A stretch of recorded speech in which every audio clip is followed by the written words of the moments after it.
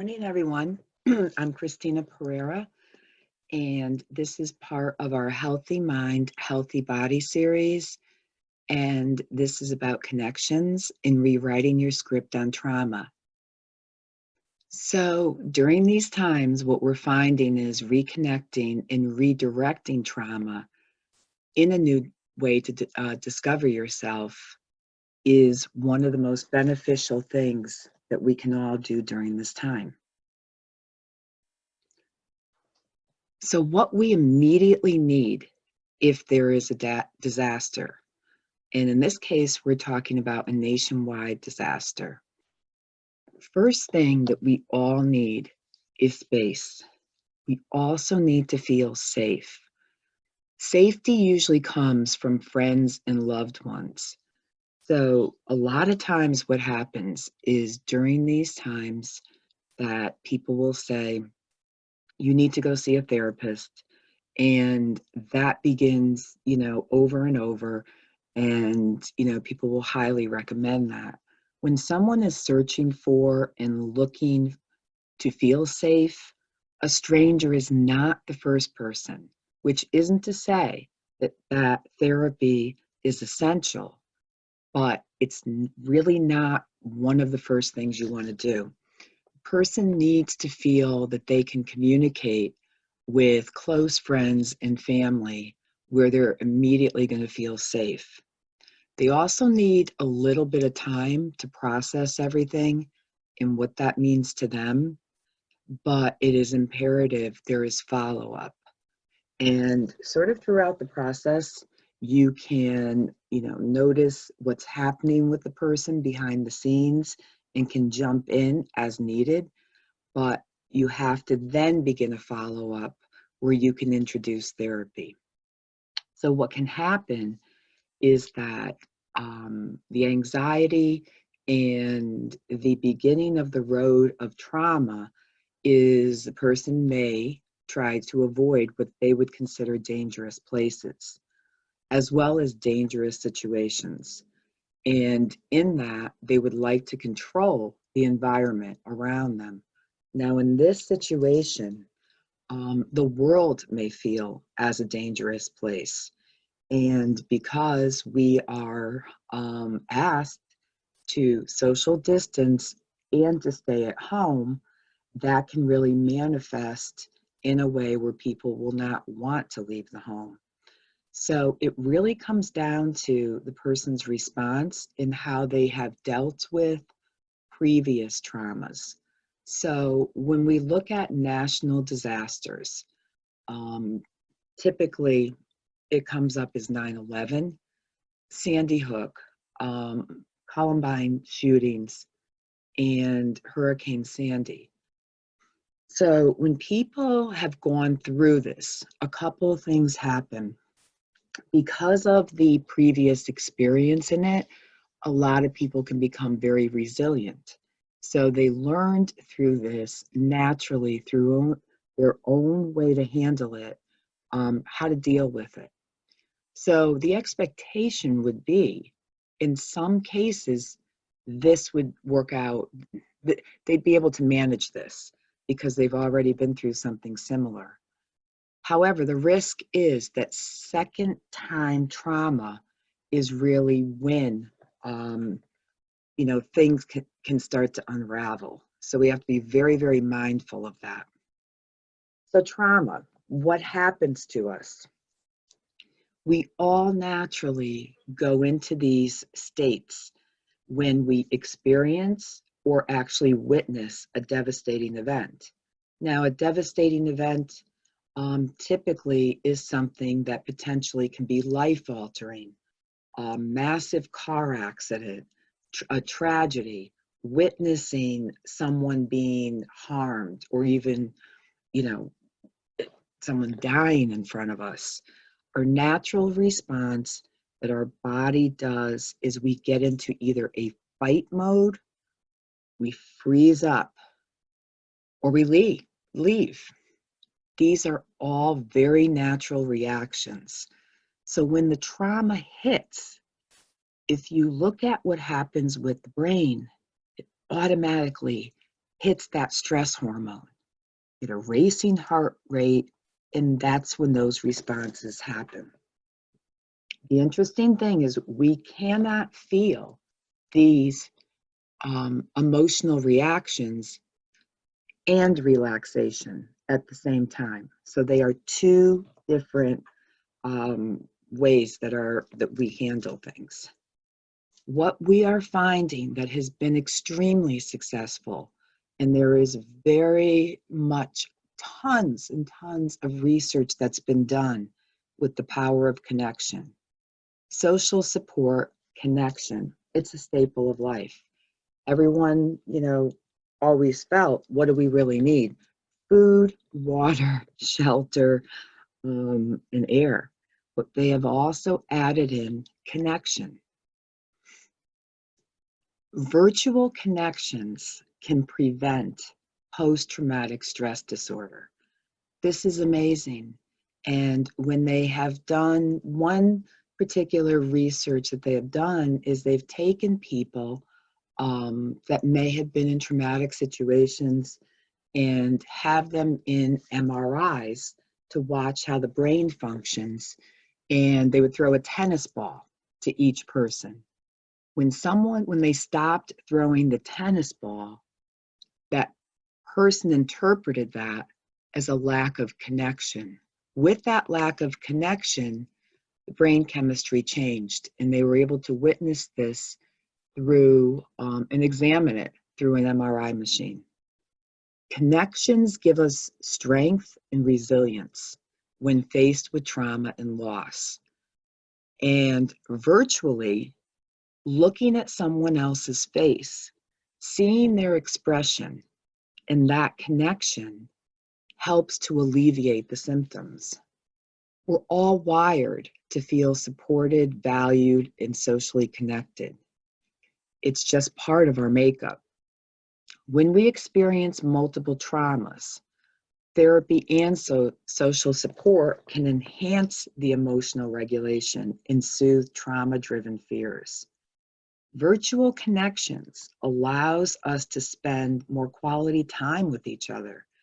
When you are in a Zoom session or FaceTime, anything that's done virtually, the one main thing that I notice is that it's real direct interaction. Most times when we're interacting with others, you will notice that the person maybe you're talking to is on the phone, they're texting. That takes away from the connection. So it may be more intermittent live than it is virtually. Most people tend to stay focused when they are virtually communicating with somebody versus being on the phone, and they have longer connections and conversations.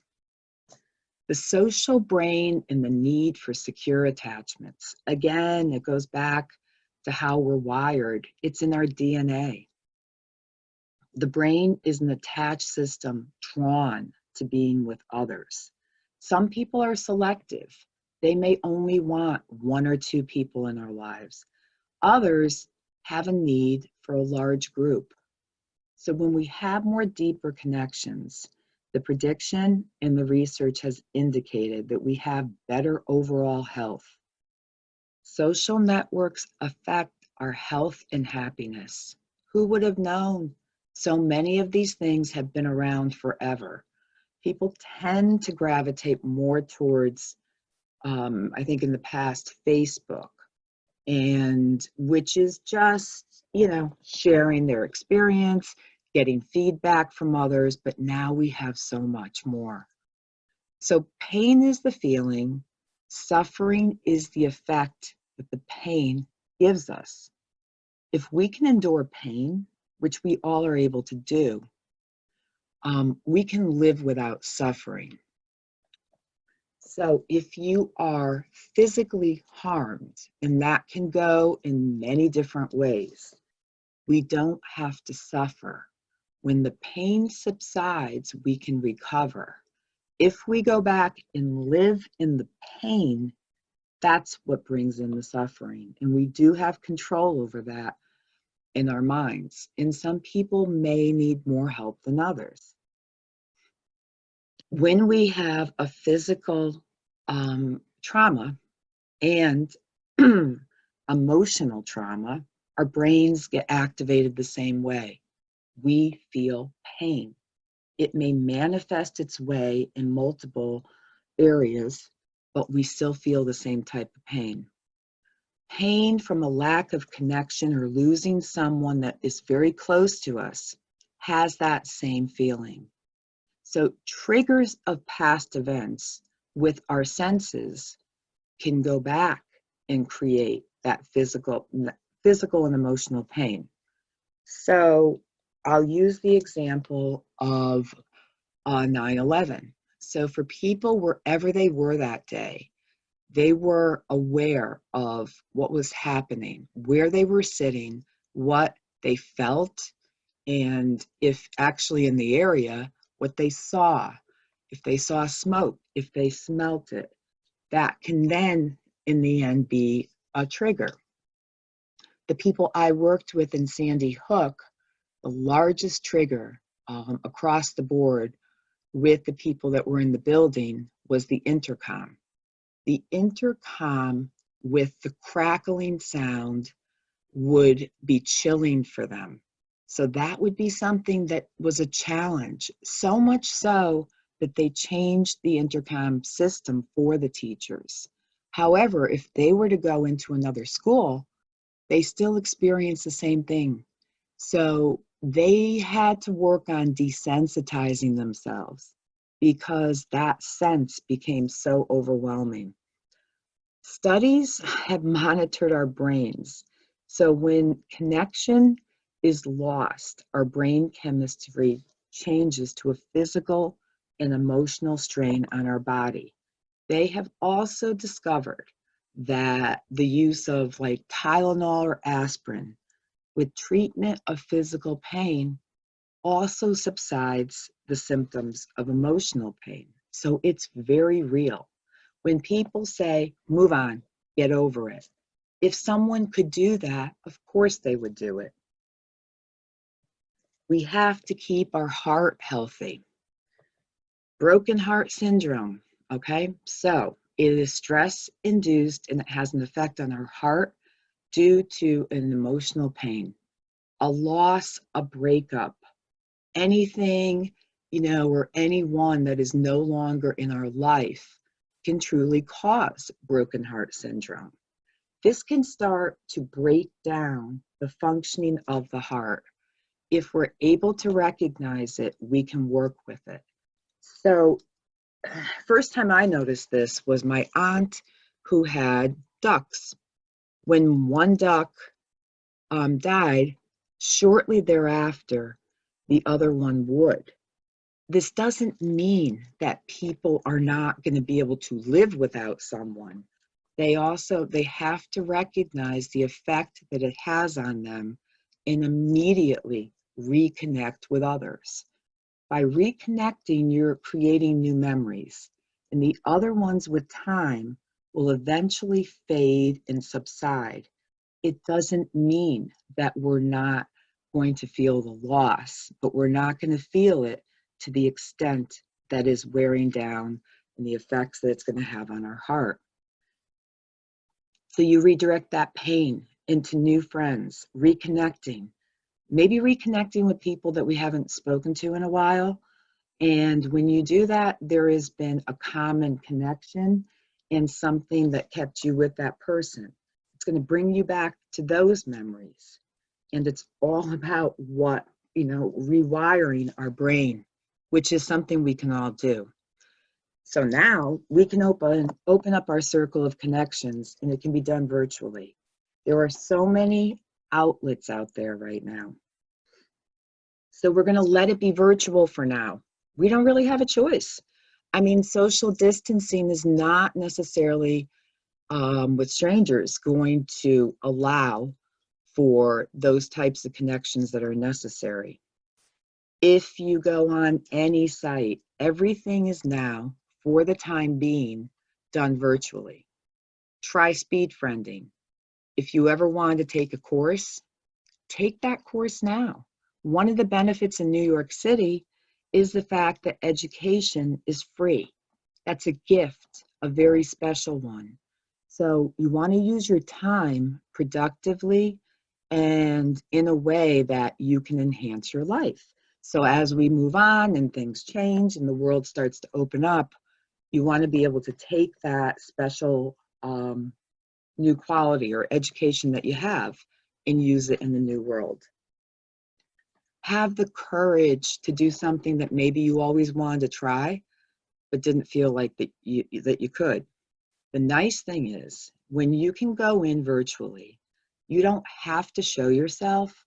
If you initially feel some anxiety or stage fright, you don't have to show yourself.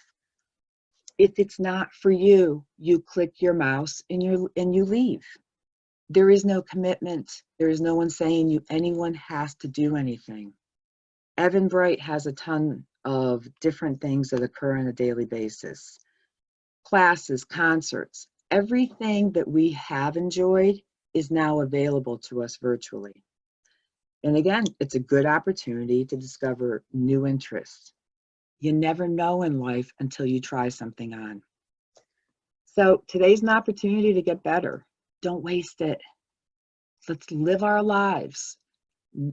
No one can let this sort of freeze. I'm going to go back to that. If you remain in a frozen state, you will not allow yourself to be open to new opportunities. Stay involved, stay present. Again, use this opportunity to put yourself out there. Some people are discovering that they would, quote, say that they are introverts. And really, in fact, they are more outgoing than they give themselves credit for. Using this break to become stronger for our new world. Resilience is the capacity to recover quickly from difficulties. Live, love, connect, and recover. So, personal habits of those who have overcome 9/11, Sandy Hook. People have been very, very resilient. We don't give ourselves enough credit for the fact that we can get back on our feet. Someone falls off the horse, you get back on. You have a car accident, you get back in that car. Right now, living in pause is just that. But we are all eventually going to be able to go back out. Perhaps it's going to look different, but we're going to be able to do that. And we want to make sure that before it gets to that, that you have not become traumatized by this.